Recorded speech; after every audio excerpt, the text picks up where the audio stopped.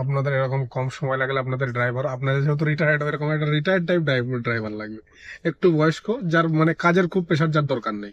আচ্ছা, ঠিক আপনি বলেছেন। ওই ইয়াং ছেলে বলে আমাদের মতো যারা, তারা হ্যাঁ, আমাদের তাদের সংসার চিন্তাধারাটা আছে, দেখতে থাকে, হ্যাঁ, সংসার আছে, শরীরে এখন ক্ষমতা আছে, হ্যাঁ, একটু বেশি পরিশ্রম করে নিই।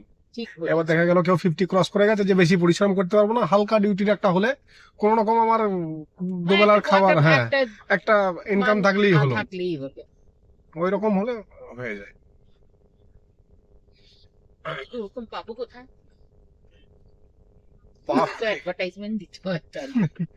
না, ওই ড্রাইভার সেন্টার গুলোতেই ওই দুটো একটা ডাকতে ডাকতে তাদেরকেই অ্যাপ্রোচ করতে হয়, যে আপনি পার্মানেন্ট করতে চাইলে। ওই তো ড্রাইভার সেন্টার থেকেই। হ্যাঁ, ওই ড্রাইভার সেন্টারই, বা কখন আপনারা বললেন যে একটু বয়স্ক ড্রাইভার দিতে, হ্যাঁ, যে ইয়াং ছেলে না হয় একটু বয়স্ক প্রেফারেন্স হলে আমাদের ভালো হয়, আমরাও বয়স্ক, একটু টেম্পারমেন্ট ম্যাচ করে, এইভাবে বলে কি হলে আপনি তাকে অ্যাপ্রোচ করতে পারেন। ঠিক বলেছেন। এখন তাহলে রিটায়ার্ড অবস্থায় সময় কি করে কাটছে আপনাদের? হ্যাঁ, কি, আরে রিটায়ার্ড অবস্থায় কি সময় কিভাবে কাটছে? কাটছে, করে ঘর বাড়ি, রিটায়ার করে ঘর বাড়ি গোছানো একটা বড় ব্যাপার। হ্যাঁ। সামনে ছেলের বিয়ে আছে, ও তারও আচ্ছা আচ্ছা। একটুখানি ব্যবস্থাপত্র করতে হবে।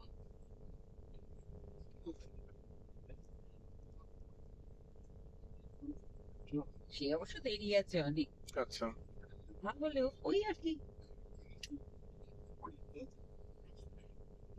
আপনাদের বিয়ে কত বছর হলো? আমাদের থেকে প্রায়, আমি বলে দিচ্ছি, 36 আর 5-এ 41, 41 বছর। বছর। 42 হবে নেক্সট ইয়ার। হুম। জিনিস কতটা বদলায় বিয়ের এতগুলো বছর পর? হ্যাঁ, হ্যাঁ, অনেক বদলায় তো। অনেক বদলায়।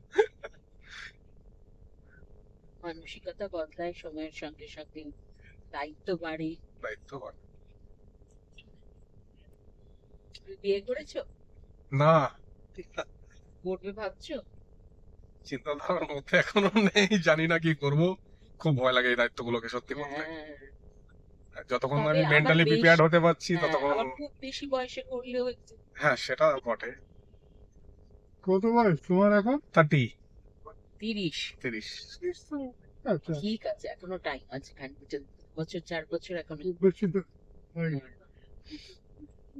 এখন তেরে টাকা জমিয়ে নাও। যা দিনকাল আসছে না, হুম। দিন দিন দেখবে সব ড্রাইভারলেস কার বেরিয়ে যাবে। হ্যাঁ। যদিও আমাদের ইন্ডিয়ায় আসতে দেরি আছে অনেক, তা হলেও টাকা যখন পাচ্ছ এখন একদম বাজে খরচ করো না। না, আমি করি না, আমার সেদিকটা আছে। পারলে কোথাও একটা জমি কেনা, এইসব গুলো, জমির দাম বাড়তে থাকে। আমি বাড়িতে একটু বেশি ইনভেস্ট করে ফেললাম।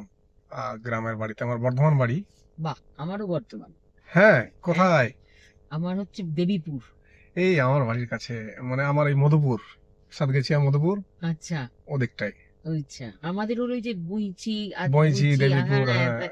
সপ্তগ্রাম, আদি আদি সপ্তগ্রাম, সপ্তগ্রাম। ওখানে দেবীপুর আমাদের দেশ।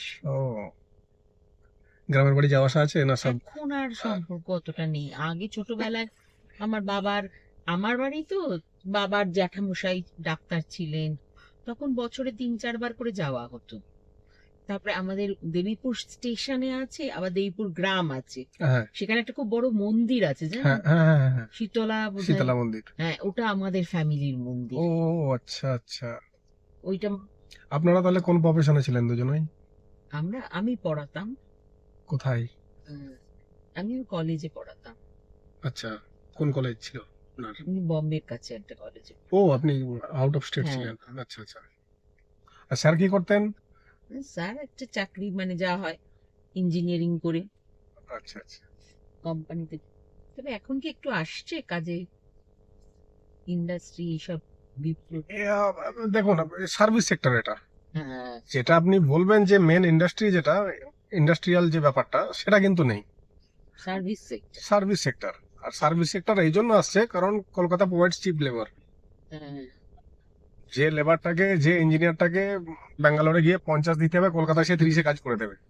কারণ কস্ট অফ লিভিং তো কস্ট অফ কলকাতায় লিভিং কম, কম। জমির দাম কম, ওদের কম। হচ্ছে অফিস স্টেট সেটা সেটা কম তখনই হয় যখন আমরা স্ট্যান্ডার্ড অফ লিভিং অতটা হাই নয়, এটা হ্যাঁ। পরিষ্কার কথা। হ্যাঁ, আপনি বোম্বে ব্যাঙ্গালোরের সাথে কলকাতাকে কম্পেয়ার করতে পারবেন না। কোনোভাবেই না। আমার সিটি আমার প্রাইড, আমরা মুখে এই বাজিয়ে এই বাজানোটা কতদিন চলবে? এই বাজনাটা স্টেট বাজাচ্ছে আমার সিটি আমার প্রাইড, আমার সেন্টারও বাজাচ্ছে আমার, আমাদের মেক ইন ইন্ডিয়া। একটা মেক ইন ইন্ডিয়া হচ্ছে, দেখো কিরকম আমেরিকা বাস দিয়ে দিয়েছে, সমস্ত কিছু এখন ধসে পড়ে যাচ্ছে। ইন্ডিয়া হলো পুরোপুরি সার্ভিস সেক্টর বেসড একটা ইকোনমি। তাহলে